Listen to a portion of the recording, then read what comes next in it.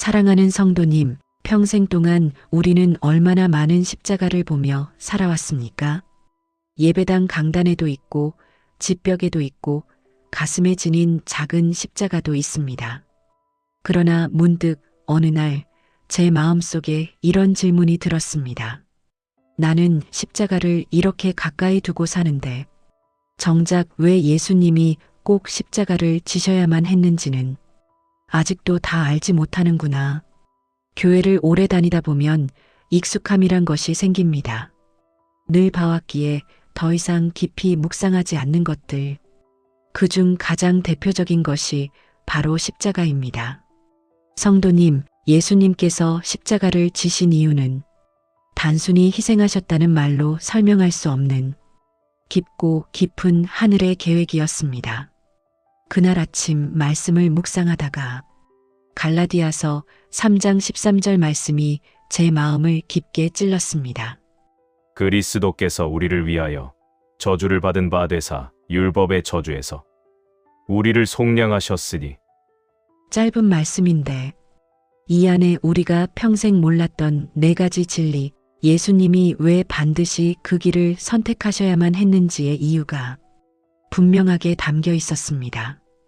그날 이후 저는 십자가를 바라보는 눈이 완전히 달라졌습니다. 십자가는 단순한 고난의 상징도 아름다운 장식도 아니었습니다. 십자가는 저와 성도님을 살리기 위한 하나님의 마지막 해답이었습니다. 오늘 이 시간을 통해 우리의 가슴 속에 오래 묻혀있던 질문 하나, 왜 예수님은 꼭 십자가를 지셔야 했을까? 이 질문에 대해 하나님께서 주시는 은혜와 깨달음으로 조용히 답을 찾아가는 시간이 되기를 축복합니다. 사랑하는 성도님, 예수님이 왜 굳이 십자가를 지셔야 했는지를 이해하려면 먼저 우리 인간에게 어떤 문제가 있었는지부터 알아야 합니다. 하나님은 괜히 십자가라는 가장 고통스러운 해결책을 선택하신 것이 아닙니다. 십자가는 하나님의 감정적 선택이 아니라 우리 문제의 본질을 정확하게 치료하는 유일한 길이었습니다. 우리는 스스로에게 자주 이렇게 말합니다. 이제는 잘 살아봐야지. 더 이상 죄 짓지 말아야지. 이제는 말 조심해야지. 그러나 돌아보면 그 다짐이 오래가지 못하고 무너져 버리는 경우가 얼마나 많습니까? 톨스토이는 인간의 본성을 이렇게 말했습니다. 인간은 선하게 살고 싶지만 스스로를 선하게 만들 능력이 없다. 성도님, 우리의 문제는 삶이 힘들어서가 아닙니다. 환경이 나빠서도 아닙니다. 우리 안에 깊게 자리 잡은 죄성이 문제입니다. 이 죄성은 우리의 마음을 어둡게 만들고 생각을 어지럽게 만들고 관계를 깨뜨리고 기도를 막아버립니다. 그래서 우리는 때때로 이런 마음을 고백하게 됩니다. 하나님, 제 마음이 왜 이렇게 잘 흔들립니까? 왜 나는 늘 같은 자리를 맴돕니까? 성도님, 바로 이것이 인간의 문제입니다. 그리고 이 문제는 인간 스스로 절대 해결할 수 없습니다. 루터는 이렇게 말했습니다. 죄는 인간이 스스로 지은 묶음이 아니라 결국 인간이 스스로 끊을 수 없는 사슬이다. 죄는 단순한 행동이 아니라 하나님과의 관계를 끊어버리는 힘입니다. 이 끊어진 관계는 눈물로도 후회로도 선행으로도 이어질 수 없습니다. 죄 앞에서 인간은 무력합니다. 내 의지로 버티다가도 순식간에 넘어지고 작은 감정 하나에 흔들리고 누가 건드리기만 해도 무너져 버립니다. 그래서 인간에게 필요한 건 새로운 결심이 아니라 새로운 생명이었습니다. 다른 종교는 말합니다. 착하게 살아라. 수행해라. 변해라. 하지만 성경은 이렇게 말합니다. 내가 변할 수 없는 존재라는 것을 인정하라. 그러면 하나님이 너를 바꿀 것이다. 결국 우리 문제의 본질은 삶의 어려움이 아니라 죄로 인해 하나님과 멀어진 상태, 즉 영적인 단절이었습니다. 그리고 이 단절을 해결할 수 있는 길은 세상 어디에도 없었습니다. 그래서 하나님께서 하늘의 문을 여시고 이 땅에 오신 것입니다. 성도님, 예수님께서 십자가를 지셔야 했던 이유는 단 하나입니다. 죄의 문제를 해결할 수 있는 길이 십자가밖에 없었기 때문입니다. 그 어떤 도덕도, 그 어떤 수행도, 그 어떤 눈물도 우리를 하나님 앞으로 다시 데려갈 수 없었습니다. 십자가는 우리가 다시 하나님을 아버지라고 부를 수 있게 된 하늘의 유일한 달이었습니다.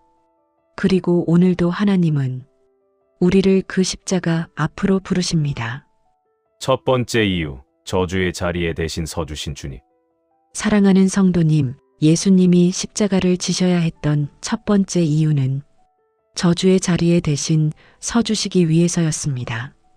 이 부분은 아무리 오래 신앙생활을 해도 가슴 깊이 내려가 이해하기가 쉽지 않습니다.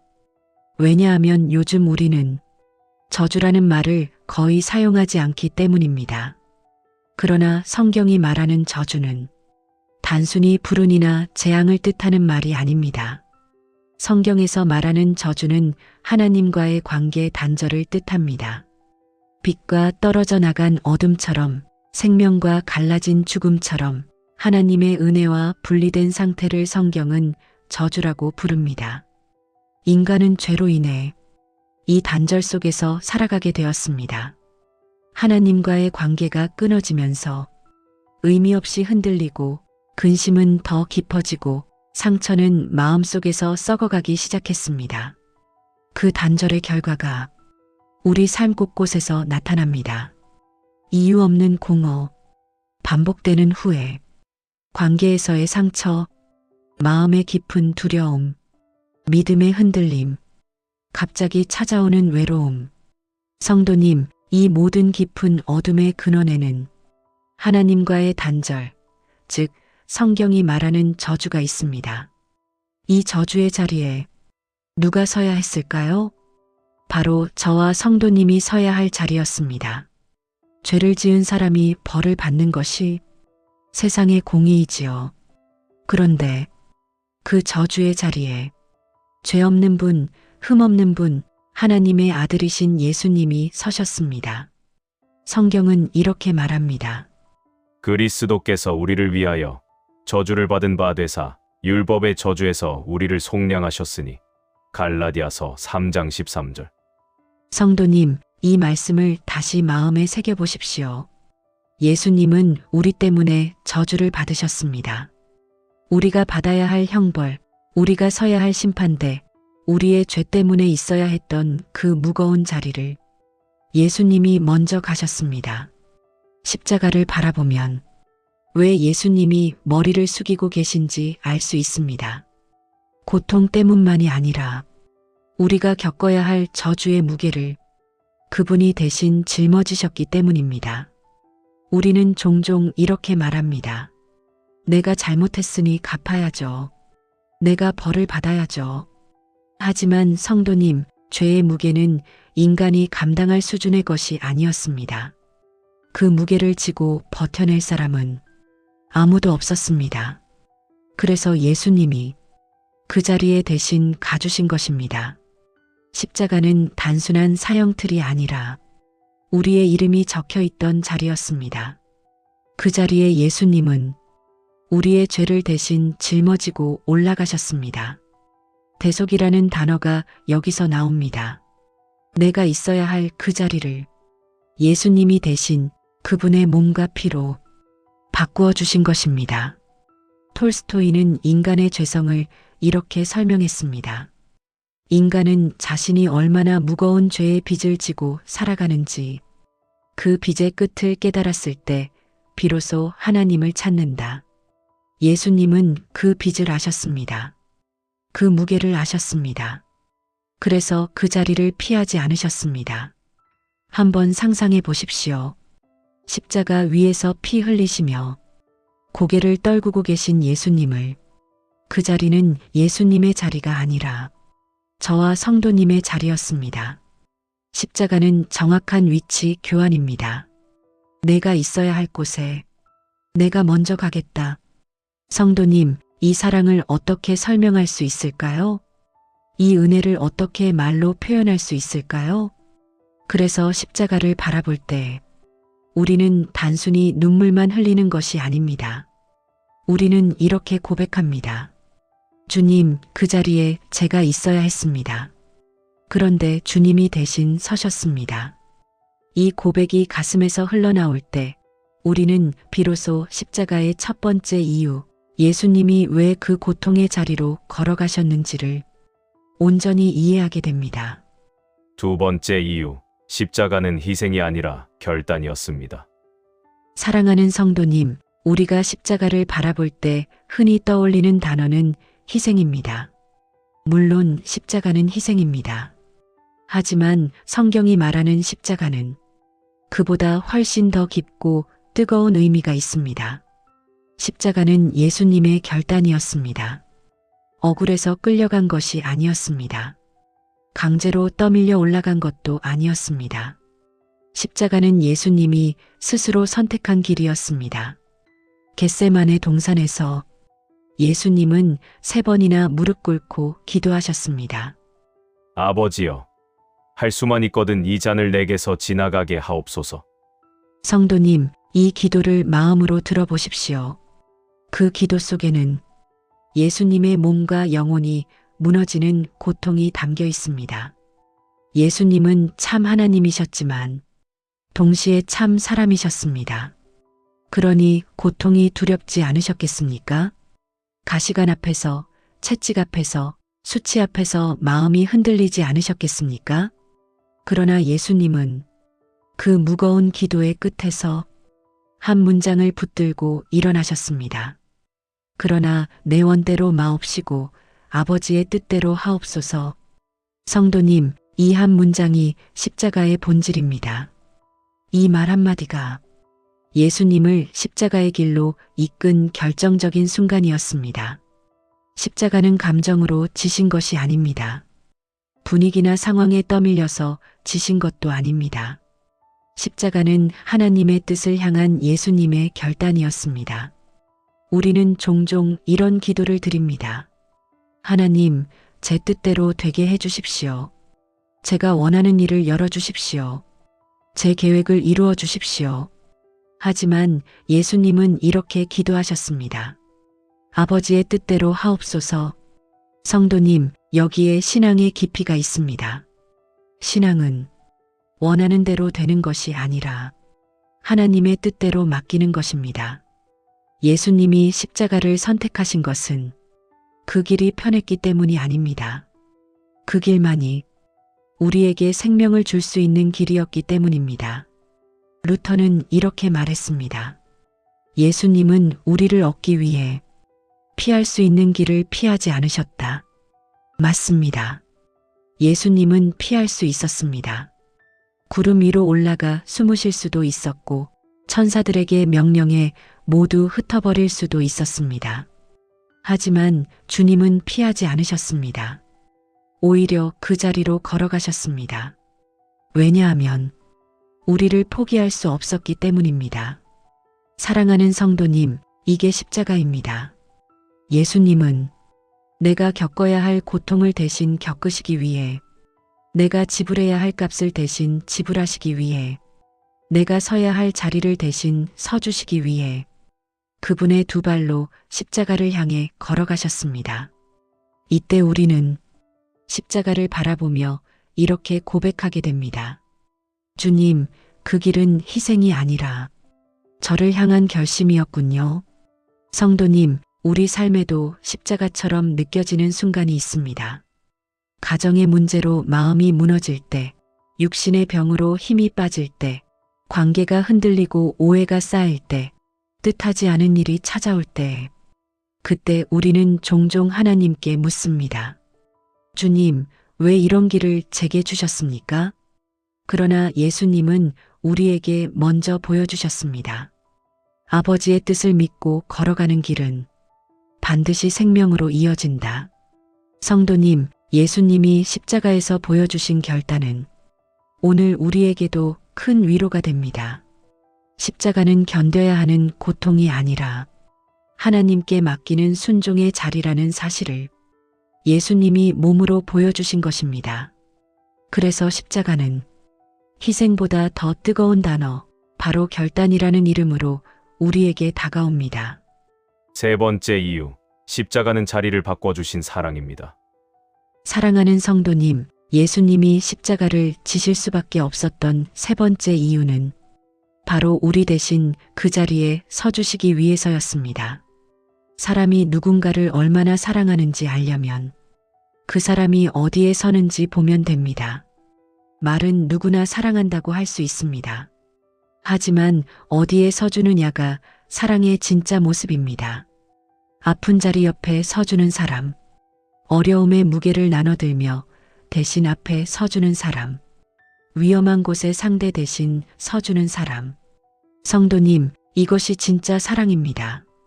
예수님은 우리 앞에서 명령하지 않으셨습니다. 우리 뒤에서 피하지도 않으셨습니다. 우리 옆에서 위로만 하신 것도 아니었습니다. 예수님은 우리가 있어야 할 자리에 대신 서셨습니다. 그 자리는 따뜻한 벤치가 아니었습니다. 꽃길도 아니었습니다. 그 자리는 가시관이 기다리고 있고 침뱉음이 날아오고 조롱과 비난이 가득한 자리였습니다. 그리고 무엇보다 하나님의 심판이 떨어지는 자리였습니다. 성도님, 우리가 있어야 할 그 자리에 예수님이 서셨습니다. 왜입니까? 사랑 때문입니다. 단순한 호의가 아니라 내가 아파야 할 자리에 내가 서겠다는 그 뜨거운 사랑 때문입니다. 성경은 이것을 대속이라고 부릅니다. 자리를 바꿔주시는 사랑, 대신 서주시는 사랑, 값을 대신 지불하시는 사랑. 루터는 이렇게 말했습니다. 하나님의 사랑은 말이 아니라 자리를 바꿔주는 행동으로 나타난다. 예수님은 그 사랑을 십자가로 증명하셨습니다. 우리가 있어야 할 자리에 예수님이 서셨습니다.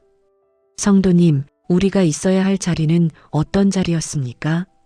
죄의 심판을 받는 자리, 버림받는 자리, 고통의 대가를 치르는 자리, 하나님 앞에서 부끄러움이 드러나는 자리. 그 자리는 우리의 삶의 모든 죄가 향하고 있던 곳이었습니다. 그런데 예수님이 그 자리에 먼저 서셨습니다. 우리의 손에 못이 박혀야 했습니다. 우리 머리에 가시가 씌워져야 했습니다. 우리 옆구리에 창이 찔러져야 했습니다. 그러나 예수님은 말씀하셨습니다. 내가 먼저 가겠다. 내가 대신 서겠다. 내가 내 자리를 가져가겠다. 성도님, 이 자리를 바꿔주시는 사랑을 어떻게 설명할 수 있을까요? 우리 자녀가 병원에서 큰 수술을 받게 되었을 때 차라리 내가 아팠으면 좋겠다 라고 기도해 보신 적 있습니까? 이것이 부모의 마음입니다. 그리고 성도님, 그 마음이 바로 예수님의 마음이었습니다. 자리를 바꾸는 사랑은 희생을 넘어섭니다. 세상은 말합니다. 사랑은 주는 것이다. 하지만 성경은 이렇게 말합니다. 사랑은 자리를 바꾸는 것이다. 예수님은 우리가 당해야 할 고통의 자리를 그분의 자리로 바꾸셨습니다. 우리가 받아야 할 심판의 자리도 그분의 자리로 바꾸셨습니다. 그래서 예수님은 십자가에서 이렇게 말씀하셨습니다. 다 이루었다. 그건 고통의 외침이 아니라 너의 자리에 내가 섰다는 완성의 선언이었습니다. 이 사랑을 알게 되면 우리의 신앙이 달라집니다. 성도님, 십자가의 사랑을 깨닫는 순간 우리 믿음은 전혀 새로운 차원으로 들어갑니다. 하나님이 멀게 느껴졌던 마음이 갑자기 가까워지고 죄책감에 눌렸던 마음이 천천히 풀어지고 오래 묶여있던 상처가 조용히 녹아내리고 예배할 때 눈물이 저절로 흐르게 됩니다. 왜냐하면 십자가는 단순한 사건이 아니라 나와 자리를 바꿔주신 사랑의 증거이기 때문입니다. 사랑하는 성도님, 십자가는 나를 위한 자리였습니다. 그리고 예수님은 그 자리를 대신 선택하셨습니다. 이 사랑의 깊이를 깨닫는 성도는 절대로 같은 삶을 살 수 없습니다. 십자가가 마음에 들어오면 인생의 방향이 바뀝니다. 네 번째 이유, 십자가는 새 생명을 시작하는 자리입니다. 사랑하는 성도님, 예수님이 십자가를 지셔야 했던 네 번째 이유는 그 십자가가 우리 인생의 새로운 출발점이기 때문입니다. 십자가는 세상의 눈에는 끝처럼 보였습니다. 패배처럼 보였고 아무것도 회복될 것 같지 않은 철저한 절망처럼 보였습니다. 그러나 하나님께는 십자가가 끝이 아니라 새 생명을 여는 하나님의 시작이었습니다. 인간의 끝에서 하나님의 시작이 열립니다. 성도님, 우리는 인생을 살면서 수없이 끝이라고 느끼는 순간을 만납니다. 관계가 끊어졌을 때, 가족 간의 상처가 깊어질 때, 건강이 무너질 때, 경제적 어려움이 닥칠 때, 마음속 기운이 사라질 때, 그럴 때 우리는 말합니다. 하나님, 여기까지인가 봅니다. 제 삶은 이제 끝난 것 같습니다. 그러나 성도님, 하나님은 우리의 끝을 당신의 시작으로 바꾸시는 분이십니다. 이 진리를 가장 강력하게 보여준 자리가 바로 십자가였습니다. 예수님은 십자가에서 끝난 것처럼 보였습니다. 숨이 끊기셨고 사람들은 흩어졌고 제자들은 도망갔으며 대제사장과 로마 병사들은 승리했다고 외쳤습니다. 하지만 성도님, 그 절망의 자리에 하나님은 놀라운 일을 숨겨두고 계셨습니다. 죽음 후에 부활이 기다리고 있었습니다. 하나님은 인간의 끝을 당신의 시작으로 바꾸신 것입니다. 그래서 우리가 십자가를 붙들면 우리 인생도 끝에서 시작이 열립니다. 십자가는 죄의 결말이 아니라 은혜의 시작입니다. 사도 바울은 말합니다. 우리가 아직 죄인 되었을 때에 그리스도께서 우리를 위하여 죽으심으로 하나님께서 우리에 대한 사랑을 확증하셨느니라. 롬 58. 성도님, 십자가는 죄의 결말이 아닙니다. 죄 때문에 끝날 뻔한 우리의 인생을 하나님께서 새롭게 다시 여신 자리입니다. 사람이 용서하지 못한 상처도, 내가 용납하지 못한 과거도, 스스로 용서할 수 없었던 죄책감도, 누구에게도 말하지 못한 어둠도 십자가 앞에서는 하나님께서 새롭게 하십니다. 우리가 죄를 고백할 때 십자가는 다시는 돌이킬 수 없는 잘못이 아니라 그때부터 다시 시작되는 은혜의 길입니다. 루터는 이렇게 말했습니다. 십자가 앞에서는 어떤 죄도 하나님의 은혜를 이길 수 없다. 그렇습니다. 십자가 앞에서는 과거가 우리를 붙잡을 수 없습니다. 상처가 우리를 묶어둘 수 없습니다. 죄책감이 우리를 삼킬 수 없습니다. 왜냐하면 십자가는 죄를 끝내고 새 생명을 여는 자리이기 때문입니다. 십자가는 절망의 자리에서 희망을 피워냅니다. 성도님, 십자가를 묵상할 때마다 느끼는 것이 있습니다. 우리를 향한 하나님의 은혜는 언제나 절망 속에서 빛난다는 것입니다. 예수님은 가장 어두운 순간에 가장 빛나는 구원을 이루셨습니다. 어둠이 가장 깊었을 때 하나님의 계획은 가장 강하게 빛났습니다. 우리 인생도 마찬가지입니다. 기도해도 응답이 없는 것 같은 시간, 하나님이 멀게 느껴지는 시간, 눈물만 흐르는 시간, 아무도 내 마음을 몰라주는 시간, 이 모든 시간이 하나님에게는 부활의 아침을 준비하는 시간입니다. 우리는 십자가를 고난으로만 보지만 하나님은 십자가를 생명의 자리로 보십니다. 그래서 우리가 십자가 앞에 서면 하나님은 우리에게 이렇게 말씀하십니다. 괜찮다. 여기서 다시 시작하자. 성도님, 이 음성을 듣는 순간 우리 마음이 새로워집니다. 아무리 깊은 절망 속에서도 희망의 숨결이 들어옵니다. 무너졌던 자존감도 다시 일어나기 시작합니다. 십자가는 절망의 종착지가 아니라 희망의 출발선입니다. 십자가는 지금도 새로운 생명을 만들어냅니다. 성도님, 십자가의 능력은 2000년 전에만 머무는 능력이 아닙니다. 오늘도 우리의 마음을 바꾸고 가정을 바꾸고 관계를 바꾸고 영혼을 새롭게 하는 부활의 능력이 살아있습니다. 믿음이 흔들릴 때, 기도가 막힐 때, 마음이 무너질 때 십자가 앞에 서십시오.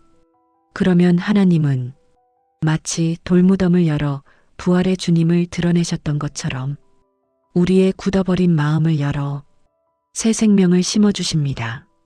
십자가는 우리 인생을 다시 태어나게 하시는 하나님의 은혜의 자리입니다. 십자가가 50, 70대 성도님에게 주는 실제적 위로입니다. 사랑하는 성도님, 저는 이 말씀을 쓰면서 특별히 50, 70대 성도님들을 마음에 품었습니다. 왜냐하면 이 시기는 젊을 때와는 전혀 다른 고민들과 전혀 다른 외로움, 전혀 다른 깊이의 눈물이 있는 나이이기 때문입니다. 어느 날 문득 거울 앞에 선 자신을 보며 세월의 속도를 느끼게 됩니다.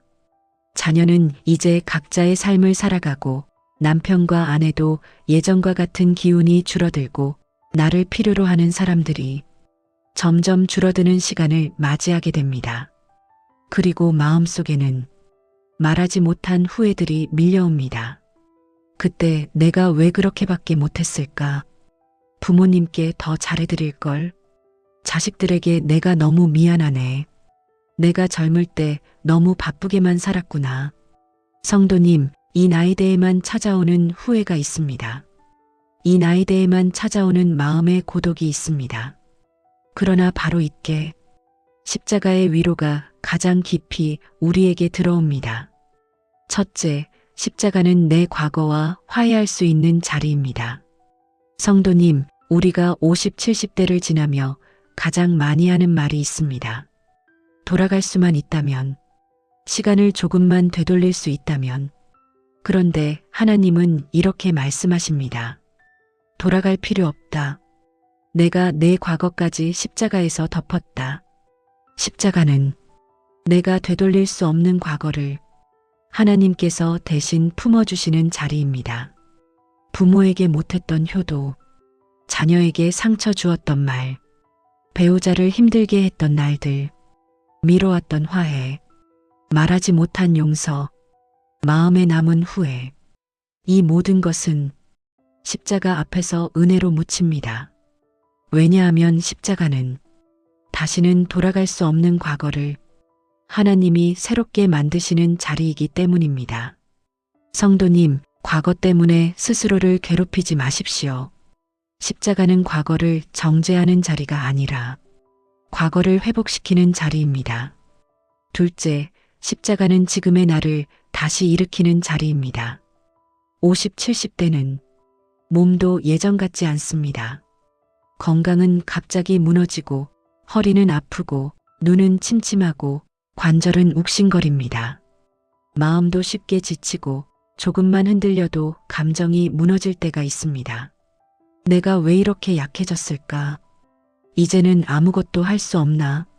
성도님, 주님은 이렇게 말씀하십니다. 십자가는 너를 다시 세우는 자리다. 십자가는 내 체력과 상관없습니다. 십자가는 내 능력과 상관없습니다. 십자가는 내 나이와 상관없습니다. 하나님은 연약한 사람을 통해 일하십니다. 약해진 마음을 통해 은혜를 쏟아부으십니다. 예수님은 강한 사람을 찾지 않으셨습니다. 주님은 연약한 사람을 일으키시는 분이십니다. 그래서 십자가는 우리의 현재를 새롭게 만드는 자리입니다. 셋째, 십자가는 앞으로의 삶을 두려워하지 않게 하는 자리입니다. 성도님, 50, 70대가 되면 앞으로가 아니라 뒤를 바라보게 되는 시간이 많아집니다. 죽음이 두려워지기도 하고 앞날이 막막하게 느껴지기도 합니다. 건강, 경제, 자녀, 관계, 미래의 문제는 언제나 우리를 흔듭니다. 그러나 십자가는 우리에게 이렇게 말합니다. 두려워하지 마라. 사망까지 이긴 내가 너의 앞날도 책임진다. 예수님은 십자가에서 죽음을 깨뜨리셨습니다. 그분이 죽음을 뚫고 나오셨다는 것은 앞날의 어떤 문제도 그분 앞에서는 무너질 수밖에 없다는 증거입니다. 십자가는 미래를 두려워하는 우리에게 부활의 약속을 주는 자리입니다. 넷째, 십자가는 철든 믿음을 만드는 자리입니다. 50, 70대의 믿음은 젊을 때의 믿음과 다릅니다. 젊을 때는 감정이 뜨거우면 믿음이 좋은 줄 알았습니다. 기도가 크게 나오면 영적이라고 생각했습니다. 하지만 나이가 들면서 우리는 압니다. 진짜 믿음은 십자가 앞에서 조용히 눈물 흘리는 믿음입니다. 큰 소리를 내지 않아도, 누가 봐주지 않아도, 내가 약해도, 기도가 길지 않아도 십자가만 붙들면 그것이 철든 믿음입니다. 주님은 우리에게 젊음의 열정을 요구하지 않으십니다. 주님은 사랑하는 성도님에게 단 하나를 원하십니다. 십자가를 다시 붙들어라. 십자가를 붙들면 믿음은 깊어지고 영혼은 묵직해지고 삶은 달라집니다. 성도님, 십자가는 50, 70대의 삶에 가장 필요한 위로, 치유, 회복, 희망의 자리입니다. 십자가 앞에 다시 서십시오. 그러면 주님은 당신의 마음을 새롭게 하시고 당신의 상처를 만지시고 당신의 남은 인생을 책임지실 것입니다. 십자가 앞에서 다시 사는 인생. 사랑하는 성도님, 우리는 오늘 왜 예수님께서 그 고통스러운 십자가를 지셔야 했는지 그 깊은 이유를 함께 나누었습니다. 저주의 자리에 대신 서주셨고 희생이 아닌 결단으로 그 길을 선택하셨고 우리와 자리를 바꾸어 주셨으며 마침내 십자가 위에서 새로운 생명을 여셨습니다.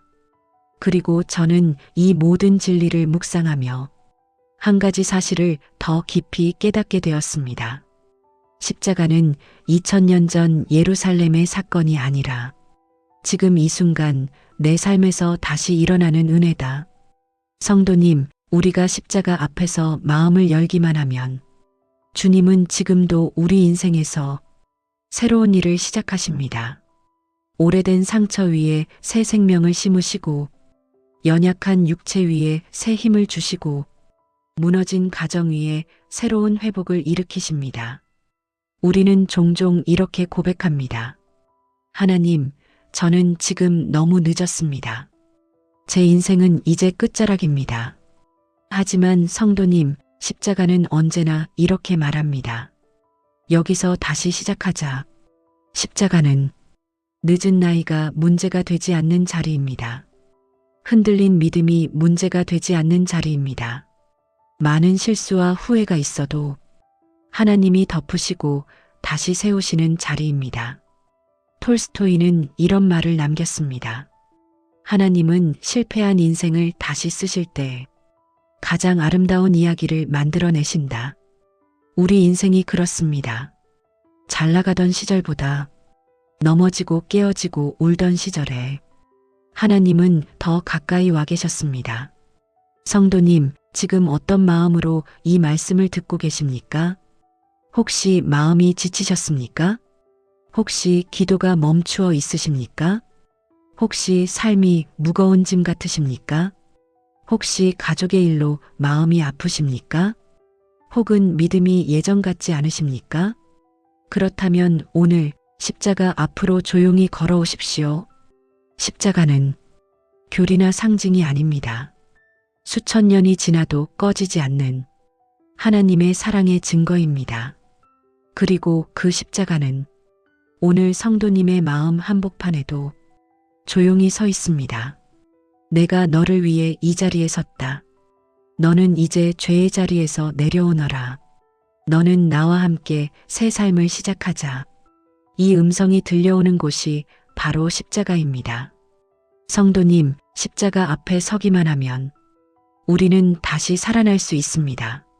믿음이 살아나고 마음이 살아나고 가정이 살아나고 기도가 다시 살아납니다. 마지막으로 이렇게 고백해 보십시오. 주님, 저는 십자가 앞에서 다시 삽니다. 이 고백 하나가 성도님의 남은 생애를 변화시키는 놀라운 은혜의 시작이 될 것입니다.